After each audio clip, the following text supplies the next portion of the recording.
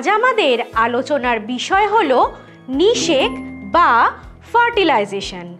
নিষেক মানে আমরা সবাই জানি যে হ্যাপ্লয়েড শুক্রাণুর সঙ্গে হ্যাপ্লয়েড ডিম্বাণুর মিলনে ডিপ্লয়েড জাইগোট গঠন। কিন্তু এই পদ্ধতিটা এতটাও সহজ নয়। বেশ কিছু ধাপের মাধ্যমে মানুষের ক্ষেত্রে নিষেক সম্পন্ন হয়।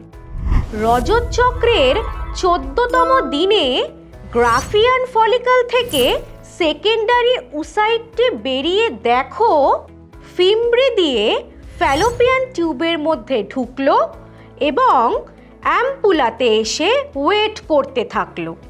এখানে মোটামুটি 24 থেকে 48 ঘন্টা পর্যন্ত এটি অ্যাক্টিভ থাকবে।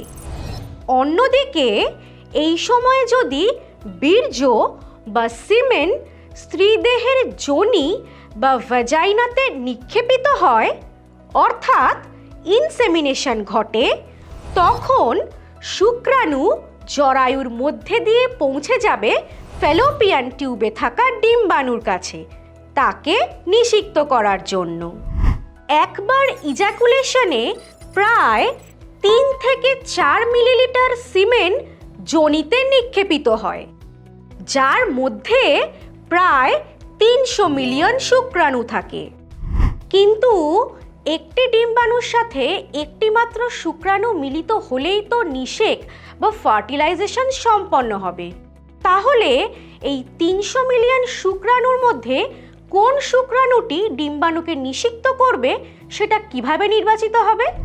এই বিশাল সংখ্যক স্পার্মকে যোনি থেকে ফ্যালোপিয়ান টিউব পর্যন্ত অনেকগুলো বাধার সম্মুখীন হতে হয়, যেগুলির মধ্যে একটি হলো ফিমেল রিপ্রোডাক্টিভ ট্র্যাক্টের আম্লিক পিএইচ। অনেক শুক্রাণুই এই পরিবেশে নষ্ট হয়ে যায়।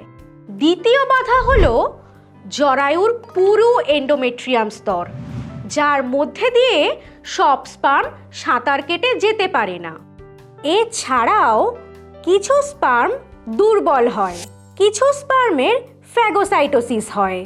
এইসব বাধা অতিক্রম করে প্রায় 100টি স্পার্ম ফ্যালোপিয়ান টিউবের অ্যাম্পুলাতে ডিম্বাণুর কাছ পর্যন্ত পৌঁছতে পারে। কিন্তু শুক্রাণু যখন যোনিতে প্রবেশ করে তখন সেগুলির নিষিক্ত করার ক্ষমতা থাকে না, কারণ শুক্রাণুর অ্যাক্রোজোমের উপরের প্লাজমা পর্দায় গ্লাইকোপ্রোটিন এবং কোলেস্টেরল জমে থাকে। সার্ভিক্স ও ইউটেরাস থেকে কিছু পদার্থ ক্ষরিত হয়, যা শুক্রাণুর প্লাজমা পর্দা থেকে ওই গ্লাইকোপ্রোটিন কোলেস্টেরলকে সরিয়ে দেয়, আর শুক্রাণুর মধ্যে ক্যালসিয়াম আয়ন ঢুকতে থাকে। ফলস্বরূপ শুক্রাণুগুলি সক্রিয় হয় এবং গতি বেড়ে যায়, আর এই সক্রিয় হওয়ার পদ্ধতিকেই বলে শুক্রাণুর ক্যাপাসিটেশন। এরপর সক্রিয় শুক্রাণু যখন করোনা রেডিয়েটার সংস্পর্শে আসে তখন শুক্রাণুর অ্যাক্রোজোম থেকে হায়ালুরোনিডেজ উৎসেচক বেরোয়, যা করোনা রেডিয়েটার স্তরকে নষ্ট করে দেয়। ফলে শুক্রাণুর মাথা জোনা পেলুসিডা স্তরের সংস্পর্শে আসে। এই জোনা পেলুসিডা স্তরে রয়েছে শুক্রাণুগ্রাহক বা স্পার্ম রিসেপ্টরস, আর শুক্রাণুর মাথায় থাকে স্পার্ম সারফেস প্রোটিন, যা যুক্ত হয় জোনা পেলুসিডার স্পার্ম রিসেপ্টরের সঙ্গে। ফলে অ্যাক্রোজোম ফেটে যায় আর জোনালাইসিন বা অ্যাক্রোসিন নামের প্রোটিওলাইটিক উৎসেচক বেরোয়। এই উৎসেচকগুলো শুক্রাণুকে জোনা পেলুসিডা ভেদ করে সেকেন্ডারি উসাইটের প্লাজমা পর্দাকে স্পর্শ করতে সাহায্য করে। এই ঘটনাকে বলা হয় অ্যাক্রোজোম বিক্রিয়া। এই প্লাজমা পর্দার নিচে থাকে কর্টিকাল গ্র্যানিউল। প্রথম শুক্রাণুটা যখন প্লাজমা পর্দাকে স্পর্শ করে তখন সেকেন্ডারি উসাইটের সাইটোপ্লাজমে ক্যালসিয়াম আয়ন প্রবেশ করে। এরপর কর্টিক্যাল গ্র্যানিউলগুলো প্লাজমা পর্দায় যুক্ত হয় আর ওই গ্র্যানিউলের মধ্যে থাকা রাসায়নিক পদার্থ এক্সোসাইটোসিস প্রক্রিয়ায় পেরিভাইটালাইন স্থানে চলে যায়।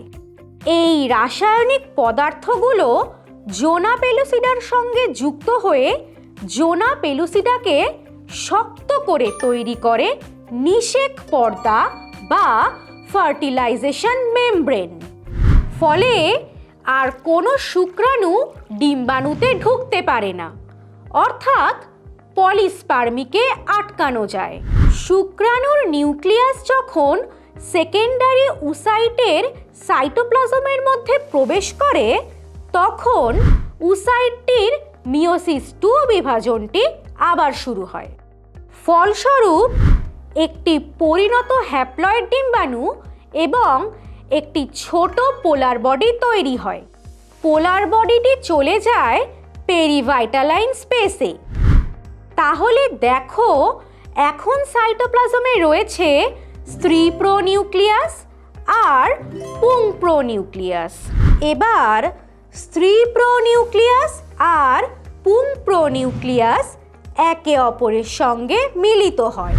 এই মিলনের ঘটনাকে বলা হয় ক্যারিওগ্যামি বা অ্যামফিমিক্সিস।